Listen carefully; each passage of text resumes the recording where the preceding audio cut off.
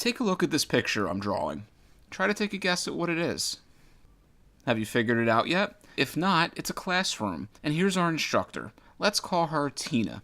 You know, Tina invested a lot of time and energy compiling her notes for this lecture and doing seemingly all of the right things. She made sure her material was relevant, she's covering content on next week's exam, and she even made a few witty contemporary references to pop culture to try to entice her students.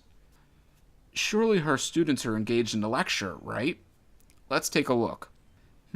This guy doesn't seem very intrigued. Maybe he's just having a bad day. This guy looks like he just came straight from work.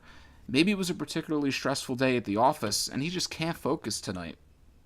Our third student looks bored as well. Something isn't right here. There's a very obvious disconnect between the instructor and her students. They're bored, unfocused, and not engaging in the material at all. Who or what is to blame, and how do we fix it? Maybe I can help. This is me. Hi, I'm Joe. Let me tell you a little bit about myself before I continue. I'm an instructional design student who has spent a lot of time researching andragogy, the study of how to teach adult learners, because I hope to one day secure a job educating adults on technology. I've learned an awful lot from my research, and now I want to pass that knowledge on to you. Alright, back to Tina and her uninspired students. Our first task is to figure out why her students are so miserable. Let's start with Paul, who doesn't appear to be very happy. He's thinking to himself, "Why am I forced to take this class? It has nothing to do with my career goals. What a waste of time." Sounds like Paul is here not by choice, but due to a curriculum requirement to obtain his degree. Let's check in with the equally disconnected Sean. He's thinking, This week's material is so outside of my interest, and we have to write a paper on this? Ugh. and finally, Amanda. She's thinking to herself, I already knew this material. Could I really be that much further ahead than my classmates? we're dealing with three separate but strongly related issues here. How can instructors of adult learners engage students who, for one reason or another, are inherently disconnected from the material, perhaps because the course is required and not selected by choice, or the class just isn't what they expected? How do we fix this? The key word here is engagement. Malcolm Knowles says that human beings tend to feel committed to a decision or activity to the extent that they have participated in making or planning it. Teachers of adults who do all the planning for their students typically experience apathy, resentment, and withdrawal from their students. So how do we implement an open, versatile course design to avoid that resentment and withdrawal while still enforcing course curriculum requirements? To answer this, we must first define two principles. The first is universal design. Universal design is a term that applies to a broad range of areas, not just education. According to Yelda Turk, in its broadest term, universal design is design for all people. Simply put, universal design promotes adaptability and rejects rigid structure. Our second term is universal instructional design. This is a process that considers the potential needs of all learners by identifying and eliminating unnecessary barriers to teaching and learning when designing and delivering instruction, while still maintaining academic rigor. This is most often associated with serving students with disabilities, but research has shown its uses extend further than that. According to Thomas Tobin's article on increasing student retention, universal instructional design is an approach to the creation of learning experiences that incorporates multiple means of engaging with content and people, representing information, and expressing skills and knowledge. Students today come from diverse backgrounds, and by expanding access to learning materials, interactions, and engagement, it's more likely that any student who might otherwise encounter challenges will be successful and engaged in courses. So, thinking back to Tina and her class of unengaged students, she simply needs to adopt a more universal design in her instruction, where her students can feel connected with the course material, whether it's of interest to them or not. According to Kavita Rowe and Adam Tanner's article, there are 8 universal instructional design guidelines which Tina and other instructors should follow when implementing universal design elements in their courses. Let's call the first 4 general guidelines and the last 4 teaching strategies. General guideline number 1. Create a welcoming classroom with an open line of communication between you and your students. Before the course begins, reach out and introduce yourself. Establish rapport. Orient them to the course and establish expectations about how to get started during the first week of class. Number 2.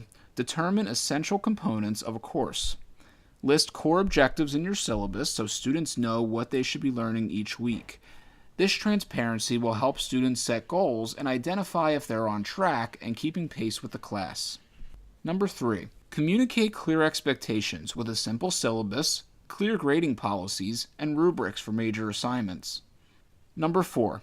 Provide timely and constructive feedback to your students. Grade assignments quickly and provide extensive feedback so students understand their grade. Now for the teaching strategies. Teaching strategy number 1. Explore the use of natural supports for learning, including technology. Provide students with options for receiving and responding to course content through audio, video, and digital formats. Mix up the ways in which you provide learning materials so you cater to all learners. Try a reading assignment one week, a YouTube video the next, or maybe even an applicable movie or podcast. Also, give students the option to respond to course content in various ways, such as roundtable discussions or creative, hands-on projects. Number 2. Design teaching methods that consider diverse learning styles, abilities, ways of knowing, and previous experience and background knowledge. This is key. Design assignments to help students connect course content to their experiences and opinions. Your students come from diverse backgrounds and will range greatly in age, experience, and cultural background. Make your students bring in their own personal experience and relate it to the content. This will help them learn from each other, and not just you. Number 3. Create multiple ways for students to demonstrate their knowledge. Rather than having just a few high-value tests or assignments, assign several smaller weekly assignments to provide multiple opportunities for students to convey their knowledge. These are adults. The cut-and-dry exam approach doesn't work as well anymore. And finally, number 4.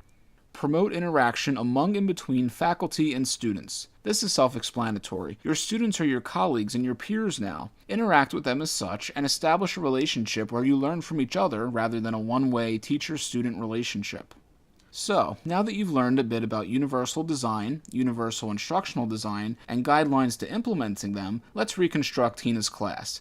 This time, we're going to help her produce some smiles in that classroom. Our first piece of advice to Tina is to ditch the lecture format. Use it sparingly, perhaps to briefly introduce content or summarize at the end. Universal design principles implore we promote interaction, and this lecture just isn't cutting it. Next, Tina needs to assign a project to her class with open-ended options for completion. As long as she's clear about what her students need to learn from the project, let them construct their own creative means of expressing what they've learned. Joseph Chen points out in an article that by providing students the opportunity to make learning meaningful through reflection and topic choice, a learning medium surfaces for self-directedness to grow. Finally, Tina should build open-ended areas into her syllabus with the content determined by her students. This can be completed a number of ways. Perhaps a survey at the beginning of the semester asking students what they want to learn, or how about a build-your-own class day where students instruct each other on something that they find interesting. Let's see how Tina's students are reacting now.